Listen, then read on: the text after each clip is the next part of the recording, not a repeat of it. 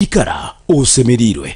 I'll welcome you to this book review of Why Fireflies Glow, and I'm joined by a senior citizen, Prof.Edward Rugumayo Amooti. He's the former Speaker of the Parliament of Uganda, and he's a son, interestingly I have to mention, he's a son of the late Isaiah Vitanywaina Amooti and Amooti Basara Keloi. Vitanywaina Nyarwa. Great grandson of Nyarwa Rulira Higuru. It's nice to have you, Amooti, on this show. Thank you very much. Amooti, first things first. What motivated you to come up with this masterpiece of the memoirs? Well, I didn't write it as a masterpiece. I wrote it because I've been all the time wanting to write about my life, childhood and later. And I did write it. Do you realize you've written something that is quite different and much different from what we have been seeing before? I didn't know. Now you people are telling me, and I feel somehow you're also overwhelmed. Overwhelmed, humbled, and also happy. Yeah. That you can see through my writing something good. I will go straight to what you began with, the vivid memories that stand out of your childhood. Yes. You mentioned how Sylvester, your brother survived as you was falling off, searching the house. Exactly. But then what really shocked me is this man, Chetunda, who climbed up to see a plane that was passing around. You said he was working with PIDA. Yes. What was the use of public works department during those days? There were no roads, there was nothing. What were they doing? There were roads. Roads? There were roads. Permanent roads? No. Madam. Now the PIDA, they call the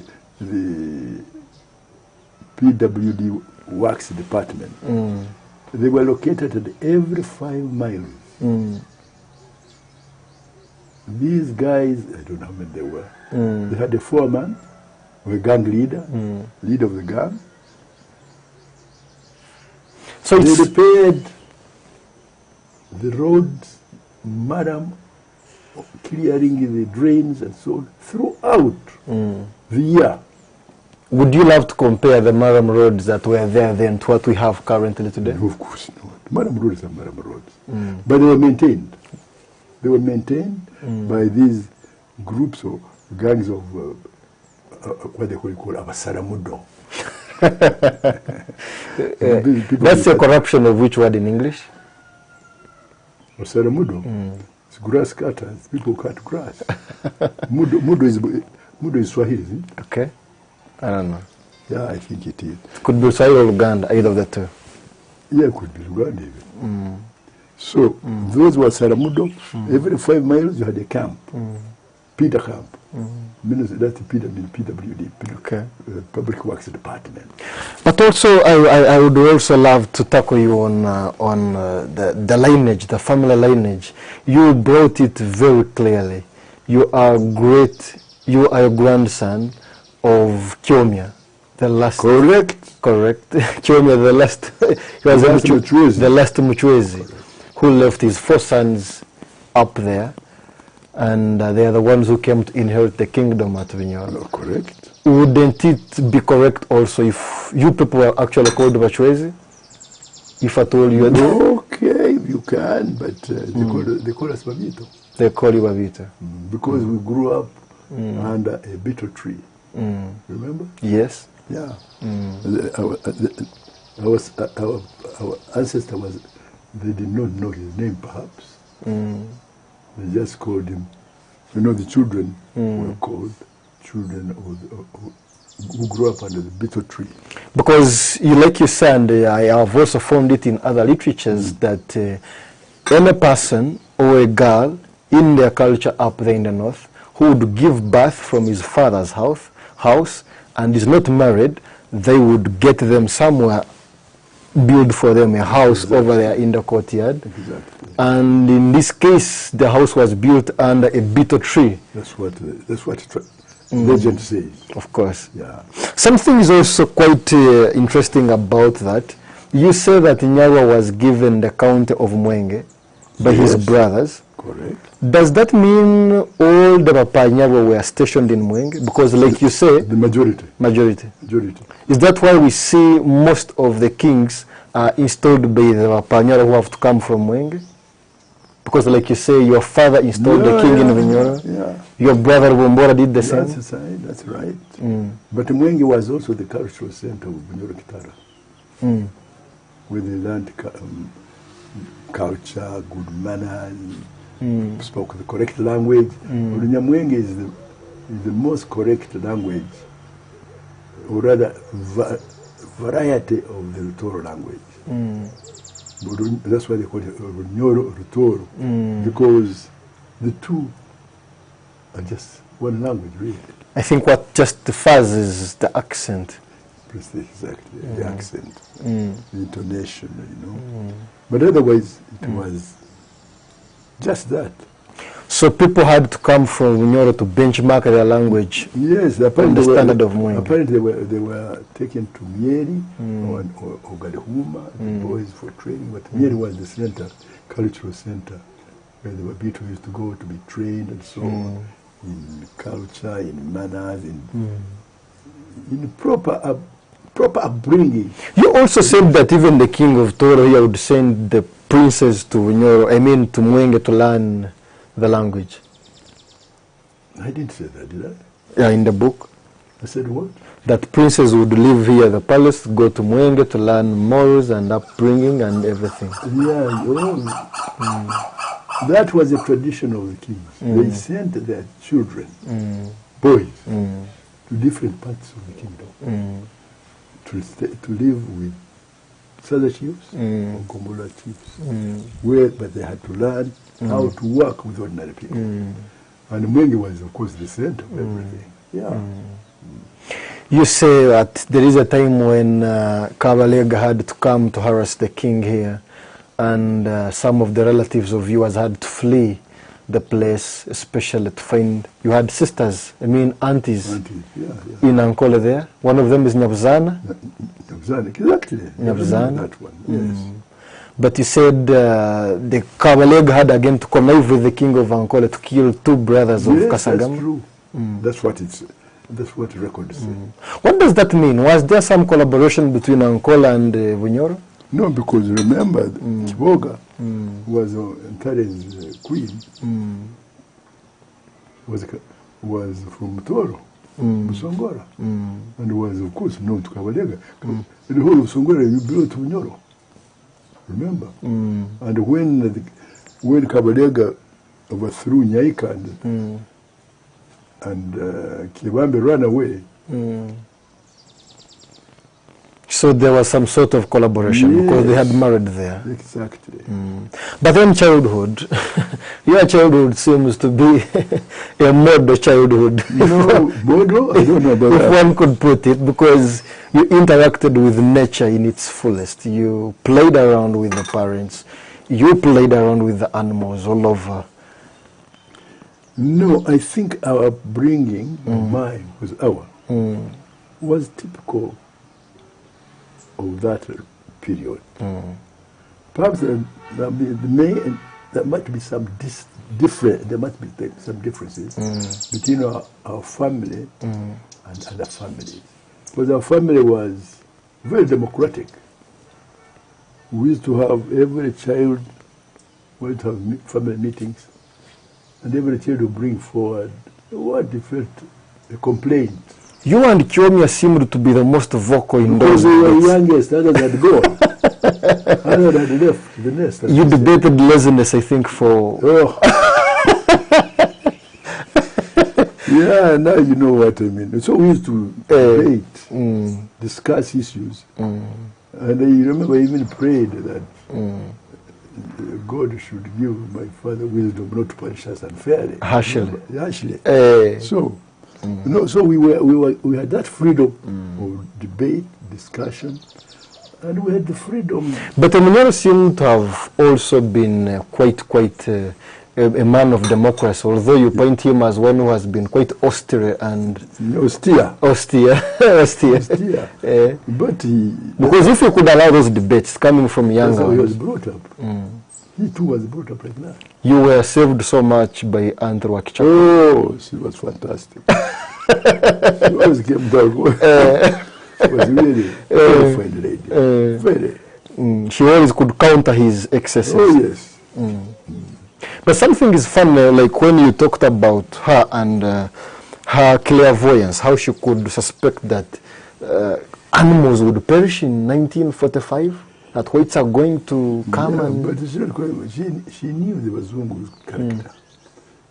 She knew what happened to Bunyoro. Bunyoro was raped and destroyed. How was she able to say that really? Something ahead of time to, you know? But she knew that, she suspected the Wazungu. Very much.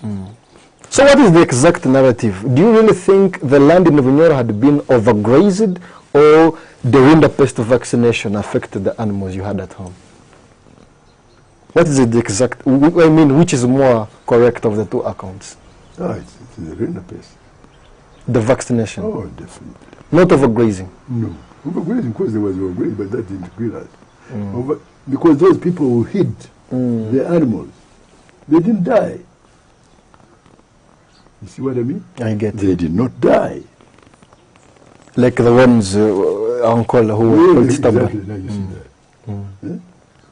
that. The seeds they were being given to plant, they could cook them and they die. Yes, they did, but Uncle, that's why they didn't grow cotton. You know? Have you ever grown cotton? Not yet. No, you soak the seeds in water. In the morning you plant them. But for the Banyankole, the Bahima, they boiled them. And they did germinate. I would love also, Professor, to really take you back to the near-death experience you had as you trekked kilometers from Mokole back home. Yes. I think that's the time when your sister had just died. What? I don't remember that one. Which one are you referring to? You told us how you fell sick and you tried to get permission from the teacher to go back home. I think it was malaria. It must have been malaria. But they managed to cure it. You did not mention your father anywhere in that experience. You only mentioned how your mother could get somewhere and wipe out the tears. Where was Omunyoro by then? He was there. No.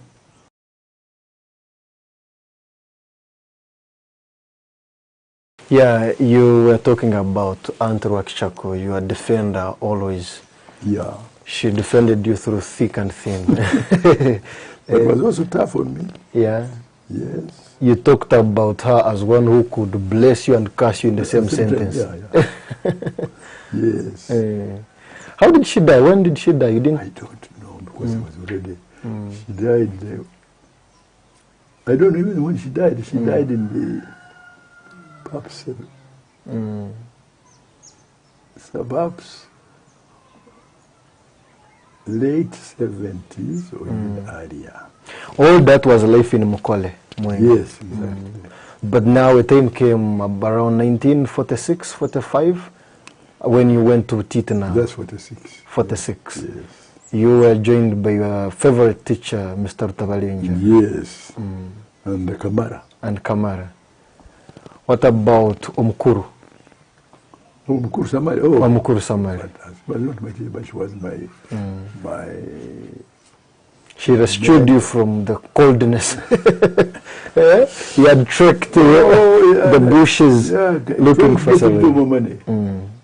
But then something is quite interesting and also energizing when you say that you were interested to be the treasurer of the school at that tender age. No, he's the one, the headmaster, the one who identified me if I could be a treasurer, a bursar of the school.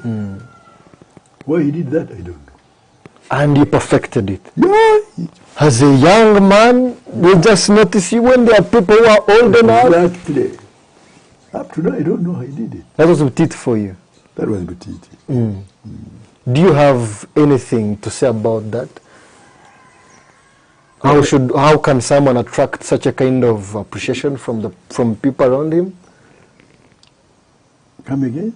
I mean, because when you look at yourself, you come from home, a very good boy, and you sit there, and the head of the school can be able to see that this boy... That's what shocked me. And it really pleased me. Do you have some of the features or qualities you can recall and say, No. I possess this quality and this No. could have been the one to endear me to him?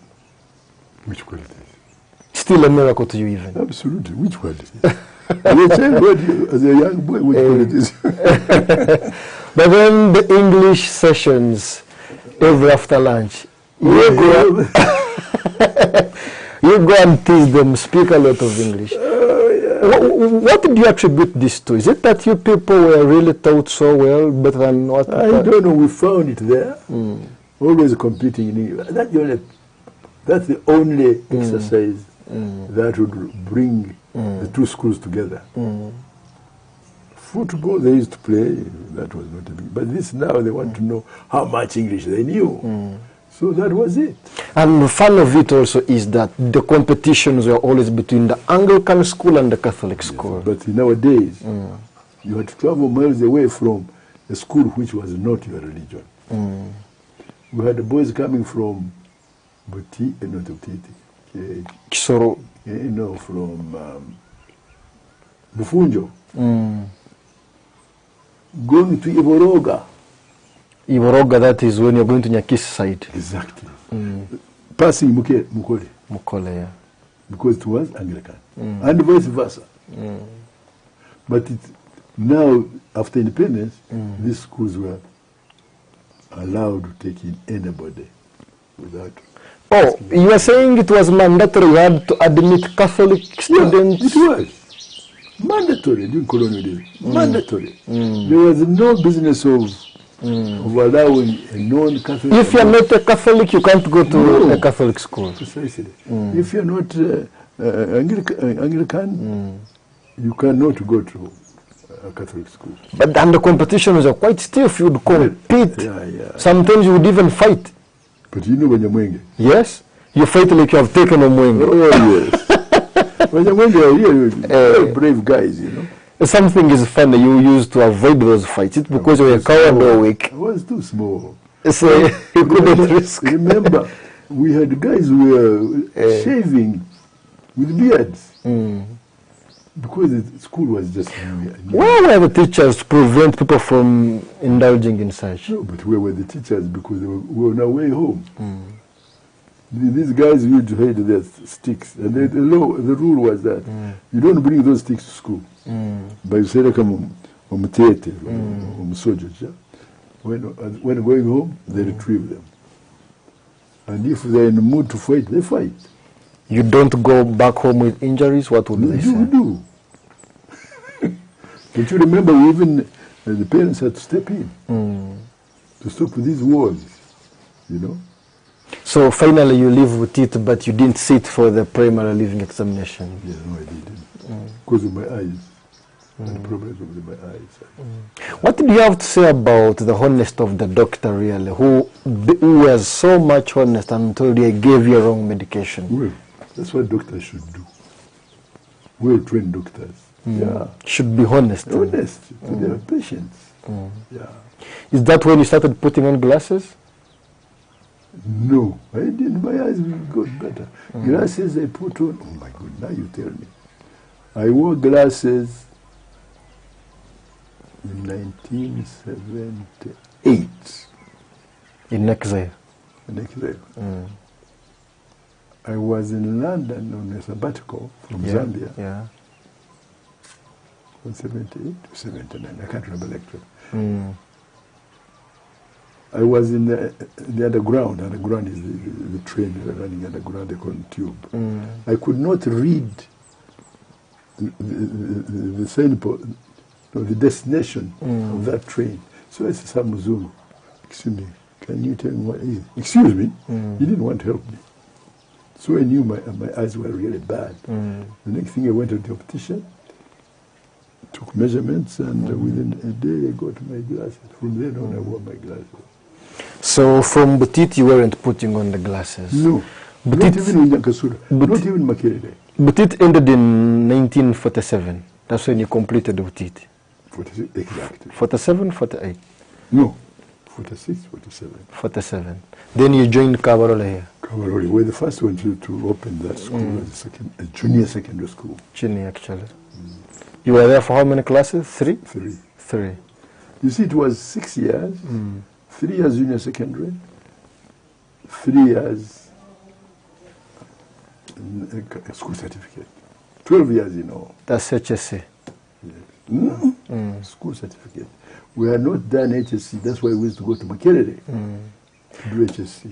These people who were going for primary teaching, at what level could they branch off? Branch off at some at P6, some at S3.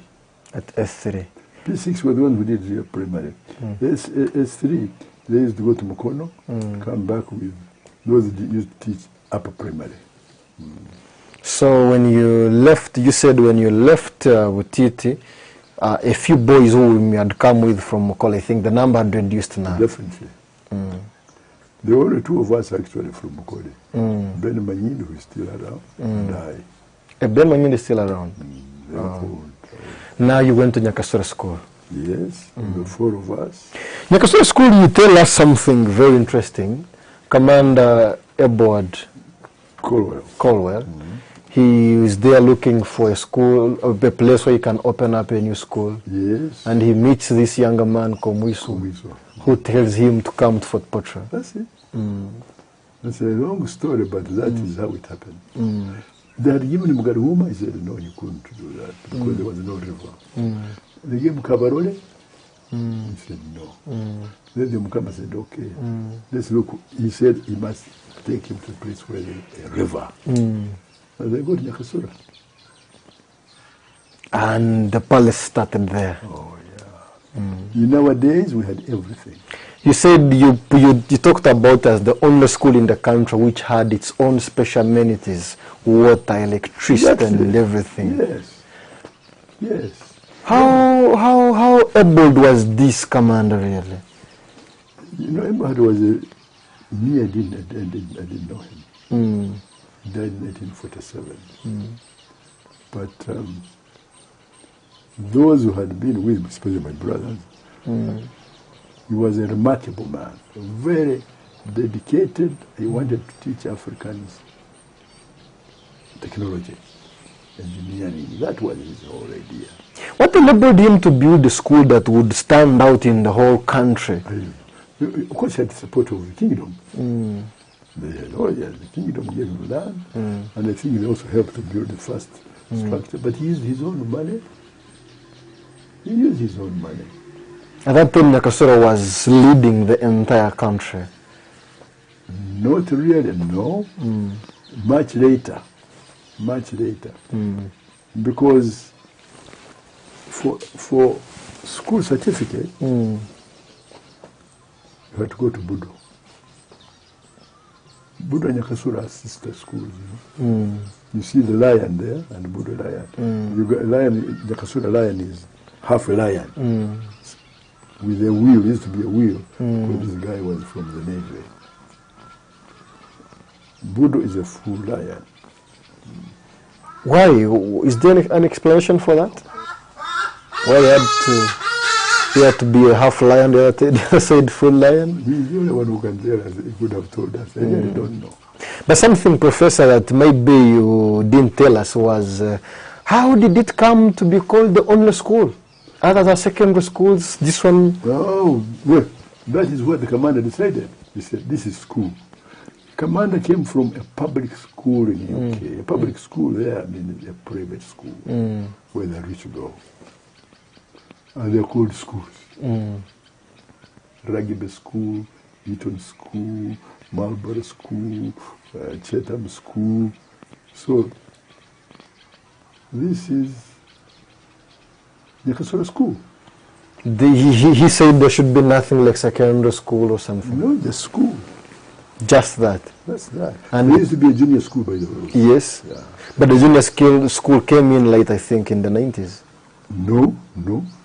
There was a junior where the Canon Apollo College. Oh. So Canon Apollo started as a branch of Nyakasura School. That's true. Yeah. When did it become the Primary Teachers I College? don't remember because I wasn't in the country at that time. Okay. So Nyakasura was like that, and you were there for 3 years. 3 very useful years. But the biggest memory you pointed out at Nyakasura School was the scaling of Mount Rwenzori when you were leaving. That was fantastic. You left then for Makerere? Makerere. That- You have read that story? Yeah. That's 1950 or 54, 55. 55. That's when you joined Makerere. That's right. You were at Makerere for 2 years. 2 years. That was the intermediate equivalent to HSC. Equivalent to HSC. What were you studying in those 2 years? Botany, chemistry and physics. Botany, chemistry and physics. No. Biology, chemistry and physics. Biology, chemistry. So what? Botany and zoology together. So botany and zoology were in biology. In biology. No mathematics?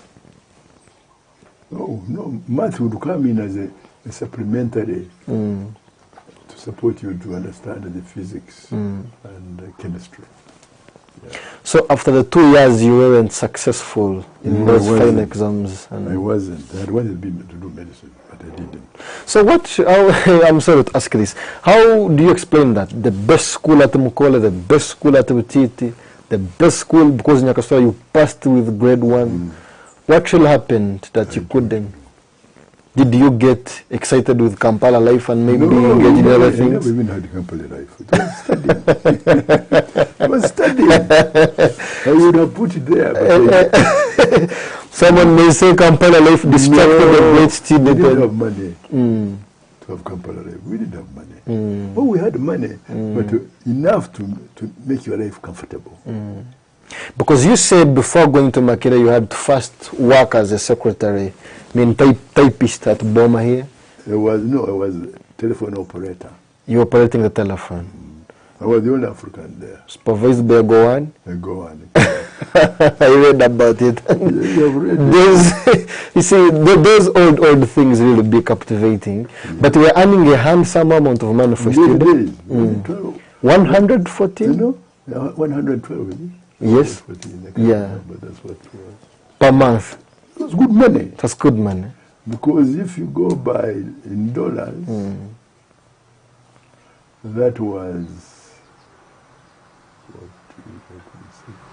if you're talking in terms of dollars, a dollar was 7 shillings in those days. That was a very big amount of money. It was good money. So Makerere, after the 2 years, you weren't successful. You tell the principal that, no, I can't handle, I'm going. And you came back home. Came back home. How liberal were your parents to accept that decision? What could they do now? They wouldn't force you to go. No, they wouldn't. They wouldn't. What were you looking at? Nothing. Nothing. I didn't know what the future held. I didn't know. You just said, if there is no medicine, I'm going away. Yes, that's it. You resented agriculture, yet it was something. But I gave reason. I don't know if they were the correct ones. They spent A lot of time teaching cotton and coffee, and not foods. not foods. You were interested in maize, potatoes, millet. Exactly. That is it. So life, you came back, started teaching again in Mukole. You said you held some community. No, that was during Makerere Day, during the holiday. Oh yeah. But when you came back now, you started I looked for a job and got a job at Rukurato.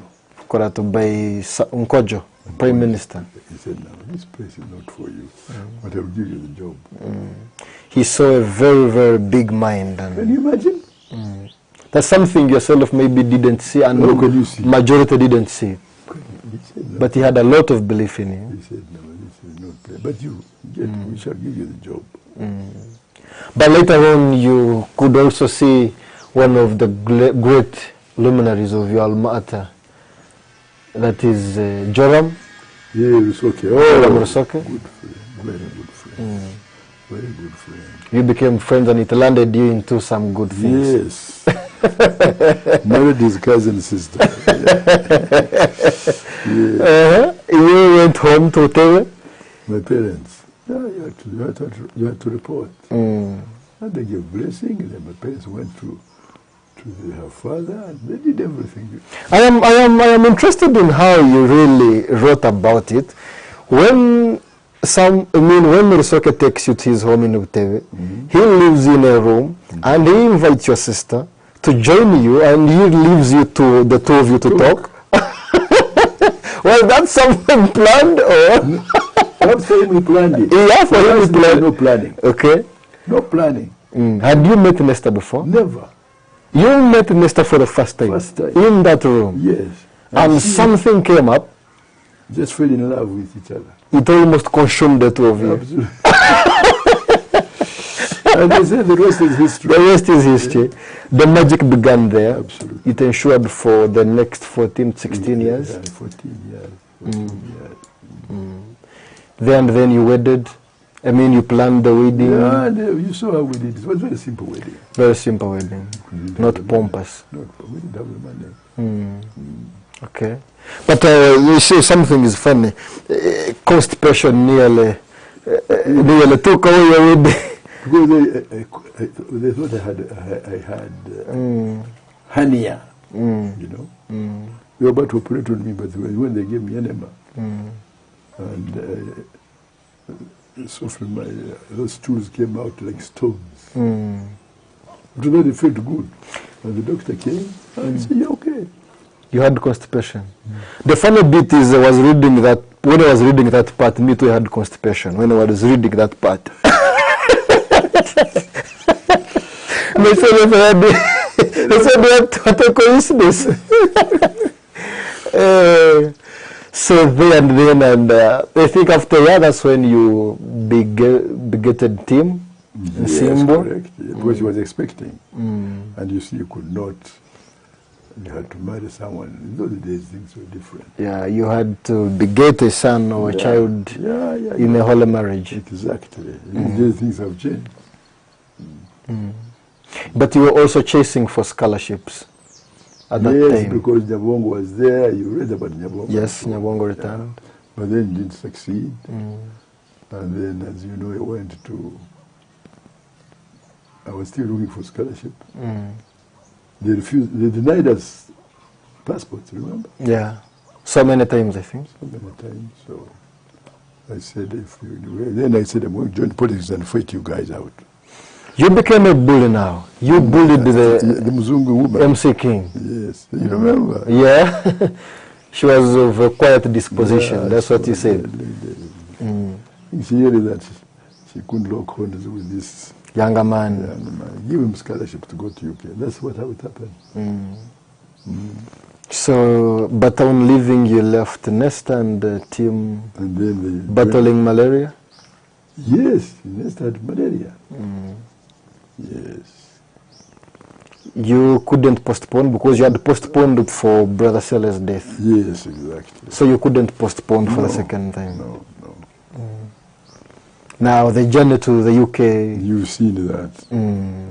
Nothing really outstanding until I got to Chester College. And then met this... Dennis Spire. Yes, exactly. I don't know. I really should ask you, what sense do you make of the heart of Dennis Spire? She was too human to you. She was too human to you. Both Harry and Denise Spire, the two of them. Yeah, the husband and wife. I don't know really. They're the only ones who could tell us. It must have humbled you. Completely. Because we met for the first time. They asked where my wife was. I told them, couldn't afford it. And they said, why can't you come and live with us?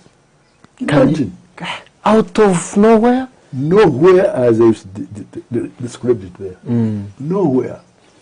They say, bring your wife and your son to stay with us. Yes, and they even vacated their bedroom, to us. Is that something that was quite common those days? No. We were the first people to live in that place even. And the Wazungu neighbors thought the whole thing would collapse. If you read that. Yes. But it didn't. And remained friends, even came to my daughter's introduction here. Here? Yeah. Flew all the way from there. So at Chester College, you pursued a bachelor's? It was a diploma in education. Diploma in education.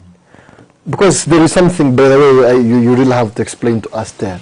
So at Chester College, you pursue a diploma in education, science education. Then from there, you pursued other studies at Cambridge? No, London. I went to London. I did what they call a supplementary year. And then I went to University of London, Birkbeck College, which is next to the Senate House. And that's where I did my degree. Bachelor's degree. Exactly. When and how did the master's and the PhD come in? I never did those. How did you become a professor? By what you do. Those days, you don't need to be a professor with publications. And the service to the university. So how was the process of becoming a professor? I didn't do much. I was just made a professor, period. When I was in Kenya, I think, yeah. Oh, you became a professor after coming to Kenya? Yeah. That is 71? When I went to, I led a team of consultants to set up the School of Environmental Studies at Moi University. That's when they conferred on me professorship. Okay. That was it. But in the United Kingdom, you met people that would become your friends for life. Yes. That's Chris Mboijana. Yes. Nabudere, and so many others. You know. Wanume Kibedi. Yes, Chango Macho. What about Adil Valetom? Yes, was Apuli actually. You found him there also? I found him there. Who else was there? Let me see. Keija Katuramu. Keija We Katuramu. were very close friends. You said you witnessed those meetings at the Lancaster House in Independence. Yes, many of them. But it seems life was also not that kind of easy while working in UK. Because you talk about how you used to look for jobs at building sites. At one time you landed on a demolition site. Yes, but that was only before I got a job. That was before you got a job. Yeah. You had to find some money to take care of the family. After that, no. It was easy. You worked for how long in the UK? 6 years. 6 years. 4 years. That is 62. 62 to 66. Everything about independence you were just hearing in news. No, it was what Uganda. Just hearing. Yeah. Just hearing. So in May of 1966, you make a choice or a decision of returning back home. It was December. December 66. You found the fracas at Mengo. It had already ended, and there was chaos in the country. You didn't get any stories about it? Of course I did. What are some of those stories you got? On how Obote used Amin to destroy the palace. On how the Kabaka had to flee. Yes. Through Rwanda, disguised as a woman or something like that. And how he died in exile, suspected of poisoning. You heard about that. But otherwise, Amin was there, large, moving large.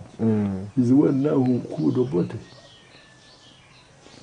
And that was his right-hand man. What forced him to attack the Kabaka? Was told by Obote. Was told by Obote. Obote instructed him, yes. Why would Obote give such instructions? Was the Kabaka rebelling against him? Did he? Yeah, Obote wanted the power to be president. And he did. He became president. So finally, in 1966, you land in Kampala. You say your first appointment was at Kivuli? Yes, true. Then Kyambogo, then to Ghana. Spent a year. They came back to Kyambogo. After that, then to... But then you say after Kivuli that you got an appointment in State House? That is after Kyambogo. That is after Kyambogo. When I returned from Ghana. You got State House now. That's why you met Museveni for the first time. Yes, and he also met me for the first time. Did you have deep conversations or it remained casual, just... Casual. But then the publication in the People's newspaper. Oh, that's landing me in trouble now. Uh-huh. That is me in trouble. Would you love to tell us more about that? It's in the book. It's in the book, indeed. There's not much to talk about it. We were summoned to meet the president, secretary to cabinet, Teacher ARAALI. Inspector General Police, secretary to the General Service, head of the General Service, which was the spy arm of government. At midnight, it was frightening. But you have read that way. You could have landed in big trouble. In prison. In prison, yeah, indeed. But they brought a new list. Brought a new list. And it saved your life. Exactly. Which sense do you make of Aboti's statement? When he said that Rugumayo, we shall see what he will do with power. Up to now, I've never understood. I don't know why he said it. I really don't know. But he said it. It was being sarcastic. Did it stand the test of time? Yeah, it did. When you got power, it was disturbing. Yeah, but I behaved properly. You behaved properly at a personal level. So there from State House, you also got a transfer taking you to Inspectorate of Education. Yes, that was a very good time. Very good time. You were inspecting schools, teachers' colleges? Teacher colleges. Teacher colleges. In science. You said something that, from which I read the comparative undertone. You said that teachers those days, both at primary and secondary level, were being remunerated well. Very well.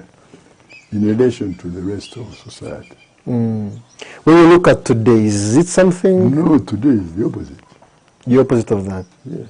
But you also said something which someone would struggle so much to understand and explain, that students from rural areas were performing better than urban schools. How do you explain that? Very simple. Because at primary school level, the equivalent of PLE now, the age differential between the youngest and the oldest student was quite sizable. And some of these fellows were in their late teens. And serious. So they did very well. They were among the best students at PLE. And since they were mature enough to go into secondary school, to teacher training college for 4 years, mastering whatever subjects, English, mathematics, science. Those were the main subjects. So they came back as highly intelligent and very well qualified. They were sent to all the rural areas. That's why the rural schools used to perform far better than the city. Is that something we should copy now? And maybe? Definitely. But now, you see, those who have nothing else to do, they go to teaching. Who have failed to do anything. There's nothing we can do now. Oh, it can be done when education systems are reformed. Because in countries like, who's one of the best countries in education, Finland, it is the best 10% of students. That 10% is 10% who got education. Another course that is made. I think that was even the policy here up to, I think, 70s. Yeah. When something... Everything went without stop. So, and out there you must, of course, it's an advanced country. You cannot teach unless you have a master's. Even at kindergarten. So you can see that. So from the Inspectorate of Education now, you go to Makerere, I think? As a warden. As a warden. Yeah. I think that's actually when you started the fray into the politics. Exactly. I have to tackle you on the politics then. Wanaume Kibedi now convinces you to come and join Amin. No, he did not convince me. I was, what was we using there? Smuggled into the cabinet? No. I was, there's a time I would like to use it. I was appointed and told to report to cabinet following day by a military government. So it was conscripted. You say you went to hospital, found a nester in her sick bed, Yes. and she tells you congratulations. Yes, it was already, the 5 o'clock news was where. You didn't know anything that didn't. you have been appointed to No. cabinet. But Wanaume had told you before that he would want to work with you. Oh, yes, I'd actually been to see him. Then I went to fetch his children from the school, took them to Metro Hall, and then went to take him food for next day. Not food, we never took food with them. Just went to see her, a few things she needed, and at the end the news had already been on radio at 12 o'clock. You were going to deputize Abu Mayanja then? Exactly. I deputized him for 6 months, I think. Yeah, 6 months. He was a lawyer, I think. Very bright lawyer. You said him or someone else who had gotten a first. Yeah, he was the one. He got a first high class. I mean, how do they call it? First class. First class degree in law. Bright fellow. He was a bright man. But too much anti-Obote. Very anti-Obote. I suppose for good reason. I don't know. Professor, there are people, writers like Professor Mahmoud Mamdan and even Yoweri Museveni, you noted them in your book, who have taken a purist and linear approach about your participation in Amin's government. Well, you can tell if what they said is correct, going my narrative here. Of course, you got through the narrative, but like you put it, when you see yourself participating in Amin's government, it is something you also never wanted at a personal level. Yeah. So one would say, did you go in to avoid the repercussion that would come as a result of turning down that appointment, or you wanted to influence change of government implicitly? Not change, but I went there to save the NUSU. Yeah. National Union System of Uganda. They were really in trouble. That's what Kibedi also said, remember? Abu wanted them banned. Completely. But I came and saved them. And if you followed the narrative, it was quite a struggle to have them. I think one of them that we'll never forget is Ruhakana Rugunda, who was doing his internship at Fort Portal Hill. Exactly. There are many others. Many others. It was a time of just saving people, really. And I have my records there. It is something that you had to do for the good of the public. Exactly, of the country. But Museveni himself benefited from that, because when Rugunda introduced you to him, you were giving them your ministerial card to go all over they wanted. Yeah, it's a great risk. Why would you forget that and then take a purist and linear approach? No, it was not purist, no. It was a risk. But in those days, suspicion had not deepened too much. And once the ministerial car passed, no one would bother. No one would bother. But the point is, I gave them my car to take them wherever they wanted. Once with Rugunda and Museveni, second with Museveni alone. Yes. And you see in his letter to me, he said, last time I saw you at your home. At your home, So Michelle House. Can't deny that. Can't. No. No, to Mitchell, who had already moved to Rugumayo Avenue. Yeah, Mumba Avenue. So that was it with In his Nusu. book, does he mention that? No, in his book he mentions about the 1972 abortive invasion of Tanzania. And he says it annoyed you and other boys, Dan Wadada. He hadn't told you about anything. Then they just invaded and they put your lives in trouble? They did. Yeah. You all had to flee into exile. Yeah. But then there is something about Dan Wadada. Dan Wadada gets arrested and... Yeah, you just wonder why. Because he was arrested because he was chairman of this Vietnam Solidarity Committee. That was at the prompting, no evidence, but at the prompting of the USA government. But Professor, you also made a very, very strong assertion about Amin's coup. You say Amin's coup, yeah? Amin's coup. You say it was facilitated by Israelis? Of course. Colonel Balev and the British intelligence? Yes. Let someone refute it. Let someone refute it. Yes. And they were there.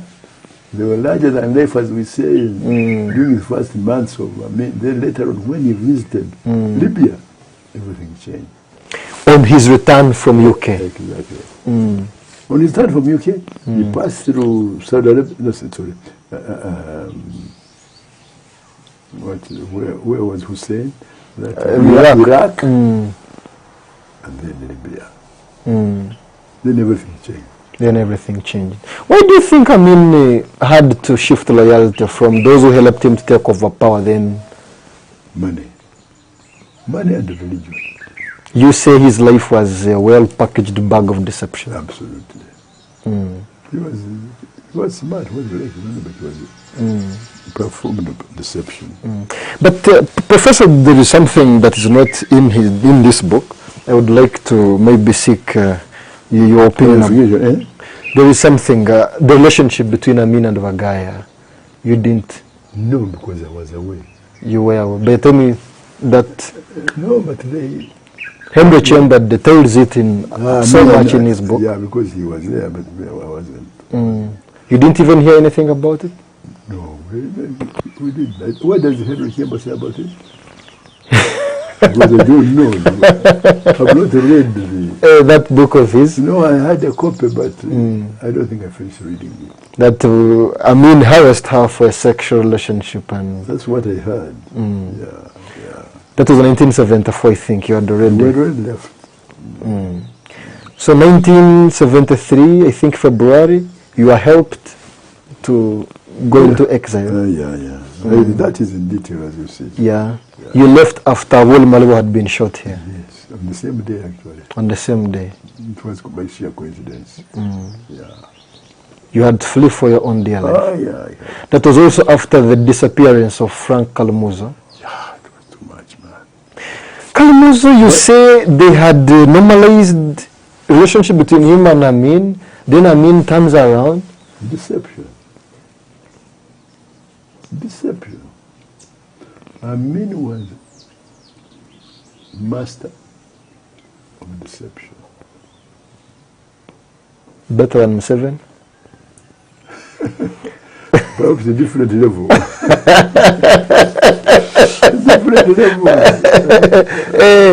So Kalumuzo was lied unto that everything is okay, but death was awaiting him in 2 weeks' time. But they also give examples of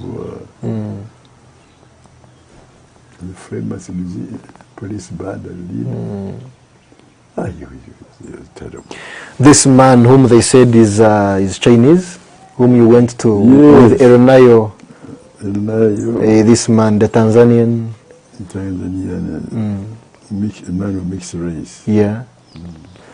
But what about the death of and disappearance of the former Chief Justice Ben Kwanuka? That one you weren't also witnessing? I was there, but I didn't follow it up because I was also getting worried about my own affairs. Okay. You are also being torn apart by the work at the ministry. It was too much. You were at the Legacy Towers. They call it Legacy Towers. What do we call it? It means Crested Towers. Crested Towers. That's where you were. Yeah. You even fought for it not to be transferred. Yeah, I remember. And then both of them was killed. These things. Mysteriously again. Too much. So you go to Nairobi, and in Nairobi, Amin's intelligence is still ahead of you. Can you imagine? They're still following you to know where you are. Yes. They want to bring you back. Yes. after I had resigned. Mm. And they told Nabdele Yes. that my intelligence tells me He's with you. And exactly you were with him. yes. So I had to move immediately. You turned down so many offers from Finland, Sweden, all over, but you chose to go to Zambia. Yeah, because I said an African country would be better. But out there, my friend, you are a mere statistic. Mm. Like I said, in those countries, it's very miserable, at least for me. Mm. Here you treated like a brother, a person. Oh yeah, you can see we lived well. Mm. So when you go to Zambia, you later on get a job at the University of Zambia. Yeah. But you kept in touch with the boys. Yeah, because they were, most of us were still very political. And you said that since you were younger people, you kept on discussing the political situation at home. Exactly.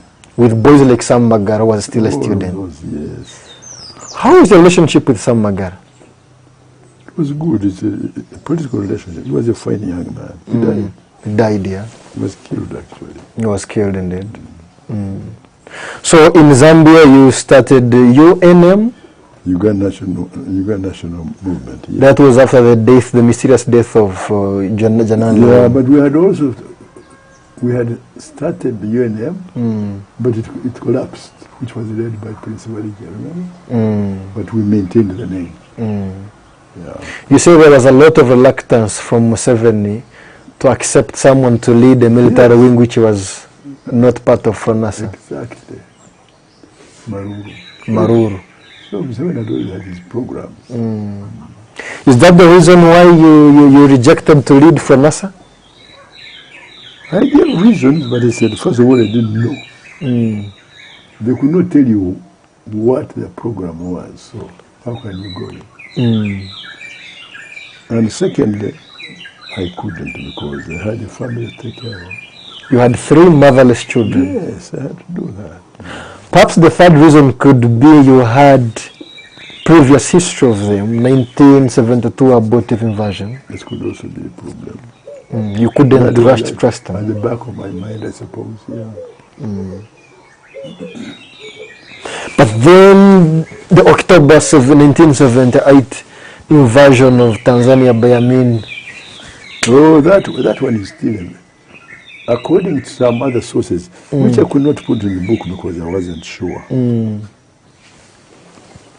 That attack on Tanzania was not by Amin. Who did attack Tanzania, according to those sources? You know, Zimbabwe had not been, was still, Rhodesia by then. Now, Tanzania had its army in Mozambique. And Zambia also had part of its army in Mozambique. They really wanted to attack Tanzania. To attack Rhodesia. You follow? Yes. Now, the British, being smart, they're very smart. What they did was to divert attention to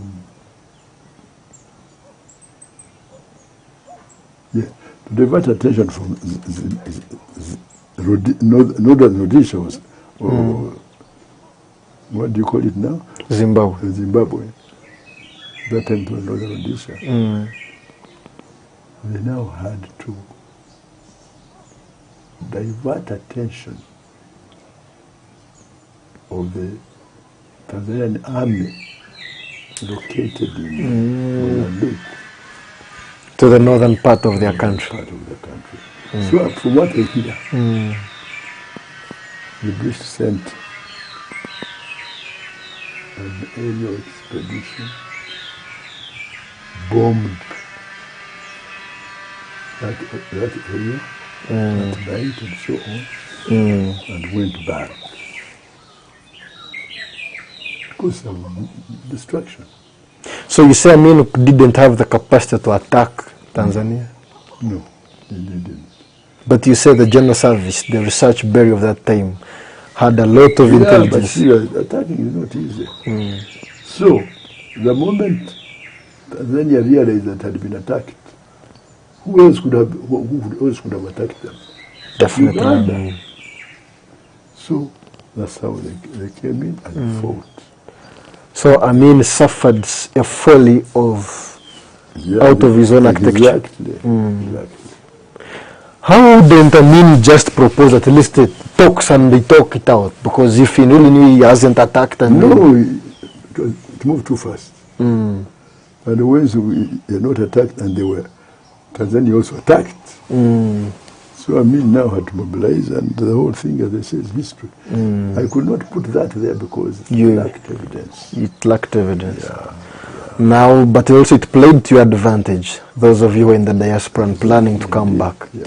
And you've read the whole story. The twists and turns, and but in the end, we got here. You now propose and start going to Moi to the conference? To Moshi. To Moshi, Moshi. Yes. So all under auspices of Obote. With Obote. They stopped announcing the results. They all had to come from Muanda. Sam Magara was part of those who went to the bush, your long-time friend. And he was killed. But they say that you said actually here that in that struggle you also had an armed struggle, an armed group which you had started of yours. Yes. Fighting in this part of Rwenzori. I think that should be the second part of the book. But you had hinted on it here. Yeah. Led by General, is it Che Ali? Chef Ali. Chef Ali. When you look at Kazora's memoirs, I not read them, unfortunately. I'm reporting to you. Yes. Kazora says that it seems that they suspected Sam Magara to be part of your group. That's true. He was part of your group? Yes. Because even when they were going to begin their attack on Kawamba, Museveni had to travel with him, suspecting him to be fetching weapons for your... That's what they said? Then he knows more, because we didn't know that. They said that even on his death, he feigned a toothache, that he was coming to meet the gang of four in Nairobi. We've heard, so it's in the book? Yes. Have you heard about it? Of course I knew. He was coming to meet you in Nairobi. Yes. And perhaps that's why he was killed. Most likely. Kazora says it was a result of treachery. Kazora said that? Kazora said it in his book. We knew it, but I didn't know it was on record. It is on record. I must buy Kazora's book. Betrayed by my leader. Huh? Betrayed by my leader. You say, Kazora, of course I've got a book here. John Baseija Kazora. Is it Kazora? Yes. He's a former minister of Mbarara North, where Museveni failed to win in 1980.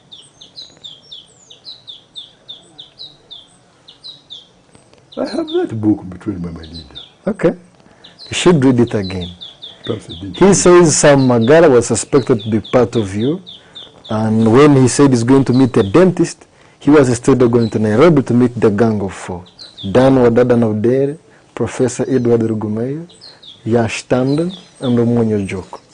And that's why he was possibly eliminated. We knew it. So you had an appointment with him and he was coming to see you?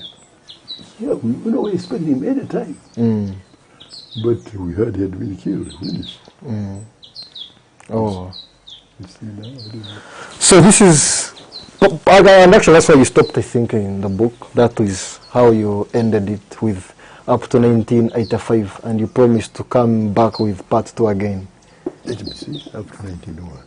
You stopped at that.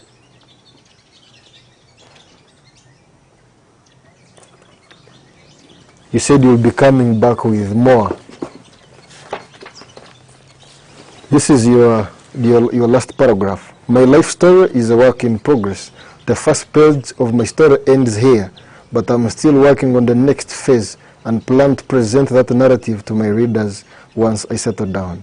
My next writings will focus on recollections from post-1980 including the work to establish Mountains of the Moon University and founding of Toro Botanical Gardens, and history of Kasisi Integrated Farm. Now, I don't have time, but I'm working on it. So you're working on part 2? Yeah. Yeah. Thank you so much, Professor. Ladies and gentlemen, we've been with Professor Edward Rugumayo, son of the late Omunyoro Isaiah Tanyweni Nyarwa.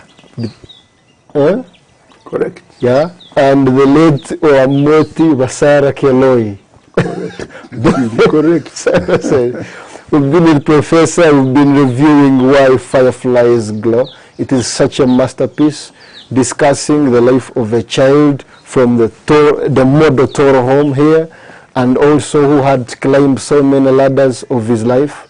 From here, Toro, Nyakasura School, then Makerere, flying away to London, serving the country, detailing every part of the history the country has gone through his own eyes as he saw it.